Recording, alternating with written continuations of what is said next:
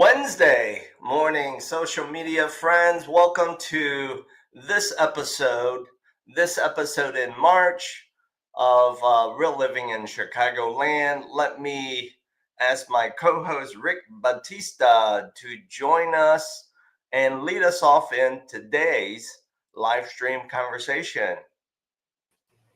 Hola, Rick. Hola, Bill. How are you today? I'm good. Estoy bien. Feliz marzo. Miércoles. That's yeah, Feliz marzo. Yeah. I think we need a live band pretty soon, Bill. Yeah, we do. We need that live band music posse. But in the meantime, I got to deal with the digital one. Yeah. So, Rick, why don't you lead us off with sharing your perspective, your expertise as to what are the current trends as it relates to the real estate market here in Greater Chicagoland?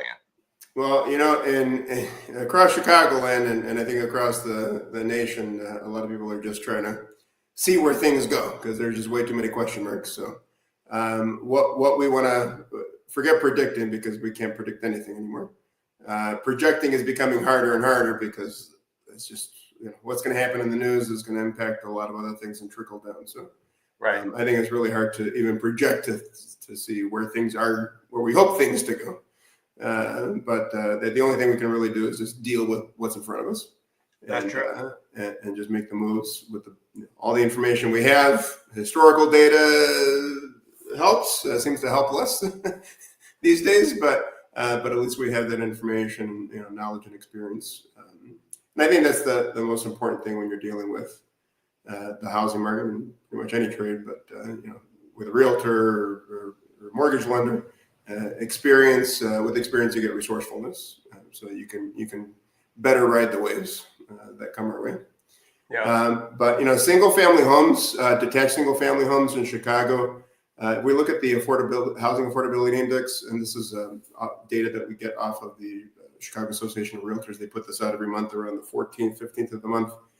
We're looking at 2024 in its entirety compared to how 2025 played out year to date, and of course we can only look at data in the past, and most data I should say in the past, but that's through January 2025. In about 10 days we should be seeing how February ended up being, but housing affordability got a little bit higher. I wouldn't want to show where we were year to date in 2024 because I think the numbers were higher, like 87 or something, but we look at the line graph that you have up now, look at 2014, and that was at the end of the recovery period from the 2008 bubble burst, where housing affordability index was a lot higher, a lot easier for people to buy homes. Well, I don't know about easier, but more affordable. More affordable. Yeah. And here we are, at 78. So that's a significant drop there in just a matter of 10, 11 years. As the market shifts and so many factors come into play, but certainly interest rates have become more of a concern for people, especially first-time home buyers. They start looking at other options, and everybody wants to. I would say almost everybody, or a lot of buyers out there, would love to have a detached single-family homes, the white picket fence and everything. But people they want to buy something rather than continue to pay rent because rents are going up. Right. So they're looking at condos, townhomes, detached single-family homes, and that we're actually not doing as well if we're comparing year to date to last year as a whole. And historically, you bring up that line graph, we can see the dip that we've taken also in the same amount of time. So single family homes, attached single family homes, that market's pretty hot right now. I have some buyers looking for condos, and it's been tough. We're seeing multiple bid situations. And people going over market price and stuff because it's more affordable. Not everybody can afford $1 million house, and so if they're looking in the 350, 500, 750 range, there's going to be some outbidding going on. Yeah. And besides that, I don't have the data specifically for this type of property, but the multi-units, the 2 to 4 flats, that's another hot commodity that we have low inventory in, and more people are looking for that because they either want to do a multi-generational living situation, or they want to be a landlord. They may not want to be a landlord, but they know that the benefits of being a landlord long term, and of course they can either not pay any rent if the numbers work out, or pay very little. I'm sorry, they can pay less in mortgage than what they're paying in rent right now if they go into a multi-unit situation. Yeah. So regardless, both categories of property types compared to, let's say, 5+ years ago, 10+ years ago, both are really taking it on the chin because of two things, right? Higher interest rates when you need to borrow money, and also just the sheer shorter, smaller supply of product. That's why we're seeing the index to be certainly well below 100. Yeah. I mean, those two factors, and I would say a huge deciding factor is also the emotional factor. I mean, I would say real estate's 100% emotions. Money's kind of a secondary thing. But I mean, it's there's a lot of uncertainty, and people want to make a move. They know it makes sense on paper. Yeah. But you're just wondering, besides all the craziness happening in the country and across the world, it's what's going to happen with life, because life happens. You fall in love, you have kids, and you get a job change, you got to relocate. So there's just a lot of uncertainty, and nobody wants to be paying or overpaying for rent, but if they're going to be moving out of town in a couple of years, why buy something? Yeah. A lot of different factors. Yeah, you're spot on. Real estate is a large fraction. It's an emotional process, right? The emotion of commitment for first-time buyers, and the emotion of selling a long-time home from certain sellers. Let me bring up this graphic, and I'm sure you've seen this before, but in a graphical form, sometimes it's easier to use it as a little cheat sheet, a guide, as part of our conversation. So you and I both know this, and that is,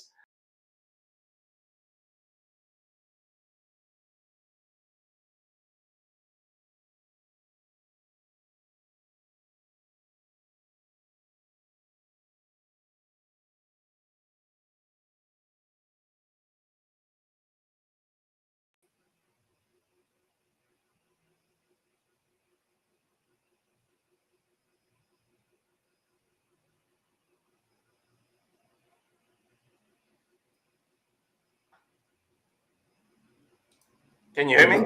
Now I can. You sent me backstage. Was it a little bit of a timeout there? No worries. So this graphic here shows, the median age of first-time buyers to be 35, but I think it's pushed a few years higher since the last time a lot of this data is being measured. You see it as well, right? Yeah. And would you also say that many sellers today are that baby boomer demographics? In my experience, I definitely would agree with that. I mean, it makes sense. They are most likely going to be the most financially well off. Yeah. They've got the seasoned money. They either actually had a pension, or have had time to build up those retirement accounts. Right. Kids have been out of the house already, so there's more money going back into their investments.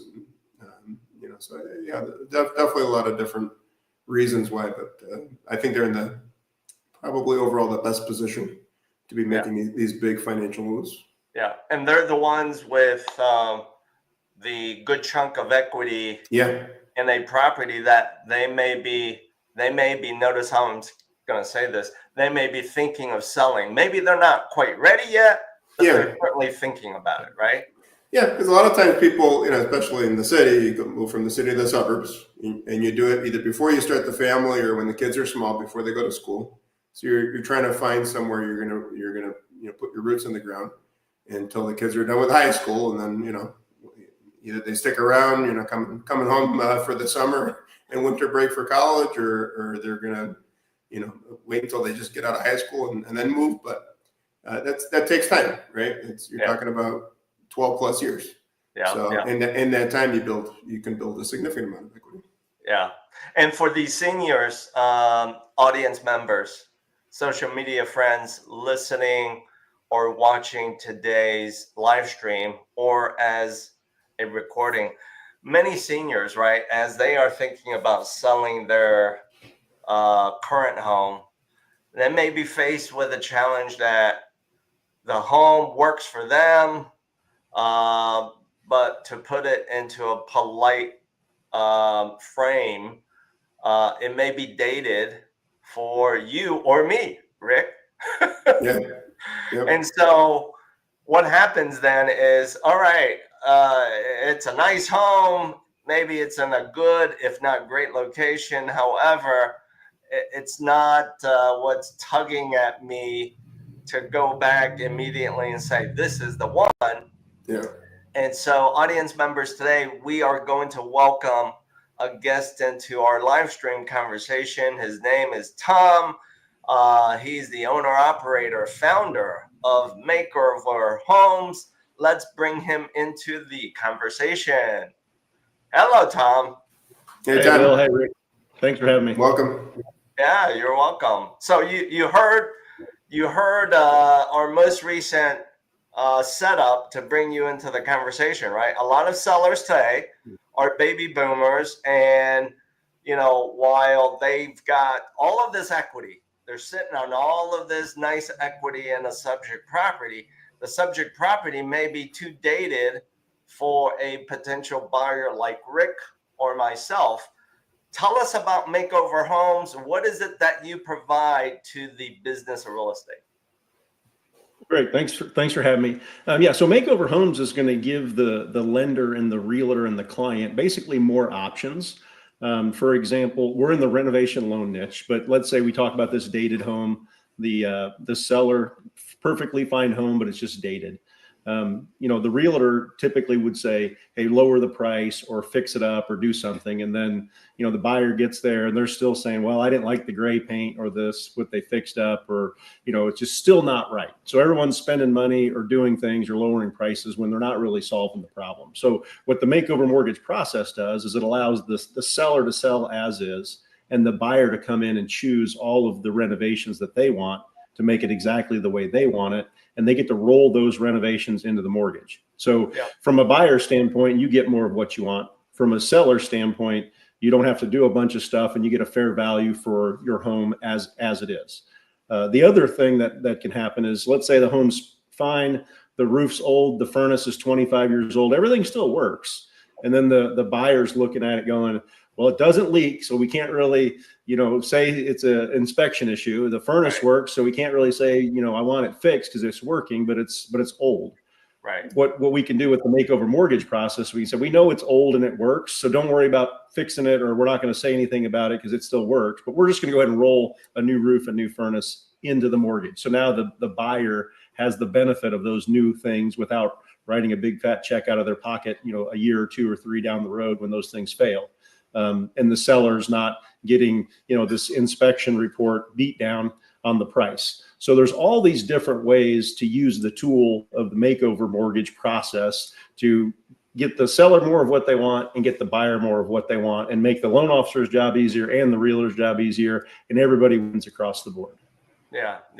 So Rick, let me put you on the spot with this question. Yeah. How many of your sellers, when you are starting your conversation with them, and depending on how the conversation goes, how many of your sellers, when they hear, well, you might want to price your home at X because fill in the blank, and then they push back and say, no, I really want Y, and then you support your reason with, well, because some of this you haven't done yet. How many of those sellers feel that anxiety of like, oh my gosh, I just want to sell the home, move on, I don't want to spend more money? Is that a large fraction of sellers that are baby boomers, you think? In my experience these days, yes. They want that bottom line number, and it's a tough call, because once you start spending money, when do you stop? Right? And you're not going to make every buyer happy. So True, you can try and go with the greatest trends, but if you're not ready to do a whole total makeover, then where do you start? Where do you stop? True. You know, And like you said earlier, it's already an emotional process for the baby boomer seller. The last thing they want is the emotion, the hard emotion of like, okay, I got to dig into my wallet and equity just to fix it to a way that it will sell, but I'm not going to live here anymore. And it's a tough, because most of the time you're not going to recover the money, right? What you recover is time on the market. That's right. But you're not going to recover the money most of the time. Yeah. Tom, I had a question for you.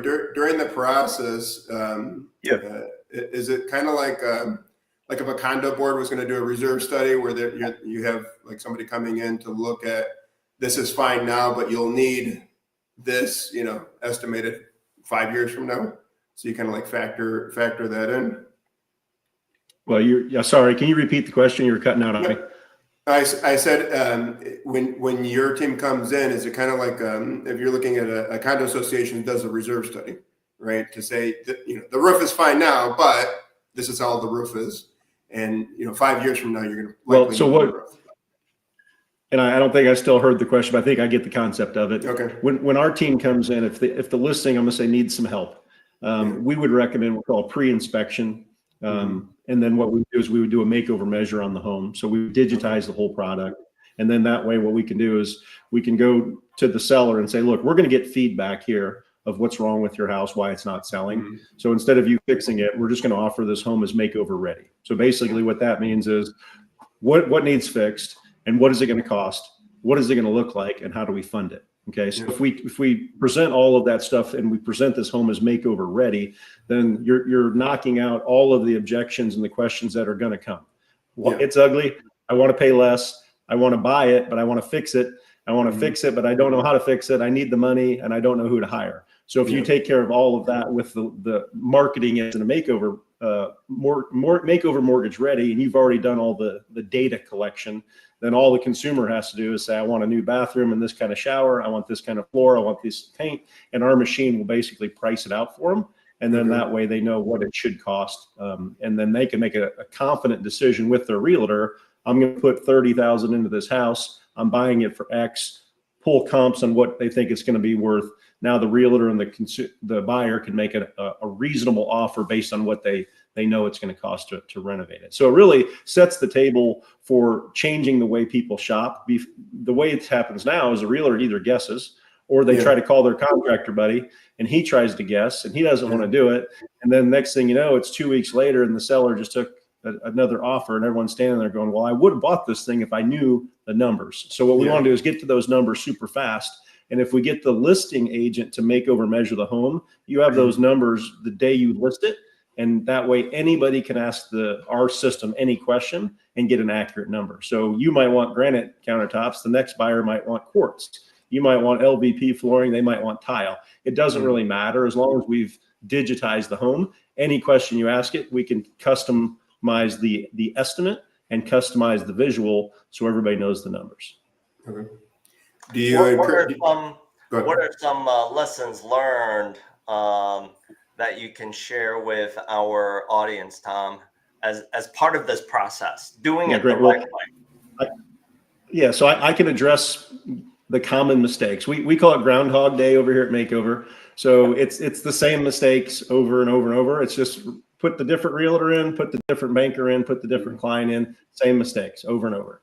So number one, what we try to tell the realtor and the lender is always, always, always get your buyer dual pre-approved. Yeah. What does that mean?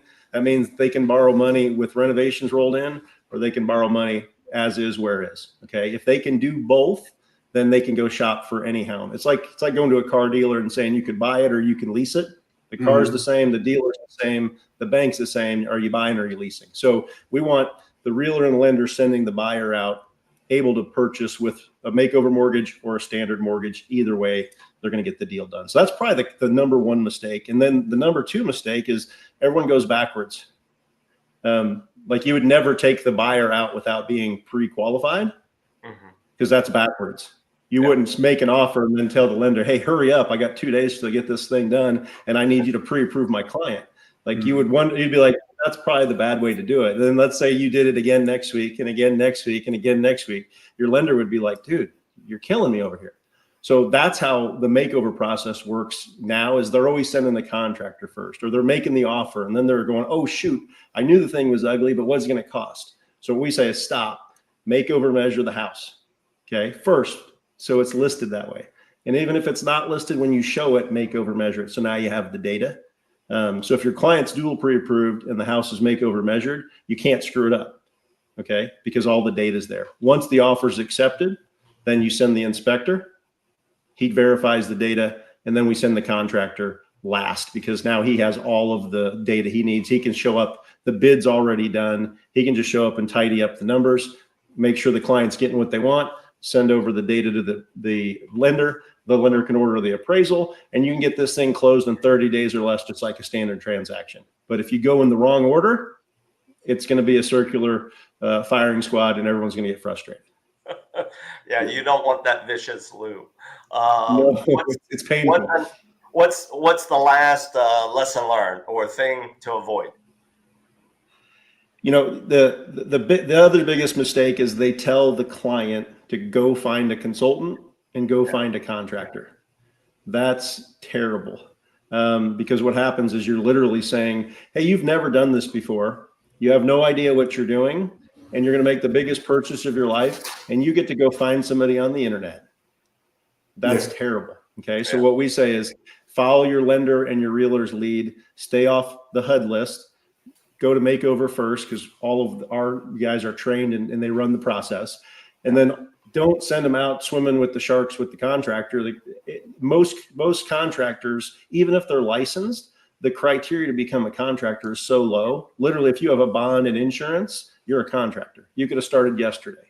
So avoid sending your client out to go do something they have no business doing. Try to help them get in front of the right people, which is the consultant / inspector and the contractor, because usually the realtor and the banker already know what they're doing and they've done it hundreds of times. So the client's in good hands there. Don't throw them overboard to go swim with the sharks. Yeah, because real estate is a team sport. Yeah, every member on the team has to see things from the same page. They have to know when to catch the ball, pass it, run it, and so forth. Let's now show and talk about some typical renovation projects. So would you agree with this visual aid, Tom? That is, most renovation projects, it's going to be a combination of either deferred maintenance on the exterior, major mechanicals. Are these some of the more common, like, renovation components? Absolutely. I mean, what happens is these are the ones I'm going to call the things that wear out, or the deferred maintenance. You know, most people aren't going to replace their furnace if it's still working. Right. So it could be 20 years old or 50 years old. If it's working, they're going to leave it. So what happens is not only are most buyers concerned about these items, which I'm going to call your must-haves or wear out, but then this list doesn't even address the modernization, the ugly, the kitchen from 1970. So when you start combining these wear out items, and then you add the cosmetic items, I mean, this list can get pretty big pretty quickly, which the makeover mortgage process handles it all. But what we would try to do is help the client say, okay, you know, that you could probably afford a dishwasher on your own, but the furnace goes bad or the roof goes bad, that's a problem. So let's roll those big items into the mortgage, and then some of the pretty stuff. And then, you know, if your dishwasher breaks Christmas morning, you cough up $800 and get a new one. You know, it's just, but you don't want to cough up 15 grand for the roof Christmas morning, because that's going to hurt. Not to mention, it's hard to get roofers out Christmas morning, especially when it might be cold. We all know that. So you get the wrapping paper up there, Bill. Yeah. Well, you can get the reindeer off there too. Yeah. Wrapping paper and tarp, if you can even find that, right? Yeah. So audience members, as we wrap up today's live stream conversation of Real Living in Chicago, how can you connect with Rick, Tom, and myself if you may be that seller, that baby boomer seller that's selling a home that you have loved, and maybe you loved it so much that, you know, for you it works, for a buyer like Rick, myself, or or Tom, it doesn't work as well. How can you engage us as your real estate team? All you need to do is simply scan the QR code that you see here for Rick and myself. We'll gladly start a conversation with you. And like Tom mentioned, avoid those mistakes. Let's get Tom and his national network of resources to help you accomplish what you want to do, what you need to do, whether you are selling, whether you are buying. So that's it for today's episode of Real Living in Chicagoland. Let me ask my music posse to play us out. Have a great one, everyone. See you all in the next episode. Take care, guys. Take care.